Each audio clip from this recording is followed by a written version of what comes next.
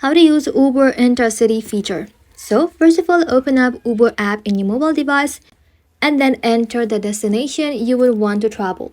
If Intercity is available in your location and for your route, you should see Intercity as one of the right option. Select Intercity and then review the estimated fare, pick up details and then trip information shown in the map. Depending on your location, Uber may let you reserve a intercity ride in advance. Choose the option that works best for you and then confirm your pickup location. Now, review your destination carefully and then select your payment method and then tap the button to request or reserve your ride.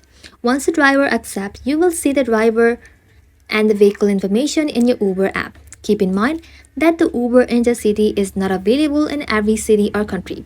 And that is how you can use Uber Intercity feature. Thank you all for watching. If this video was helpful, consider subscribing to our channel and liking this video.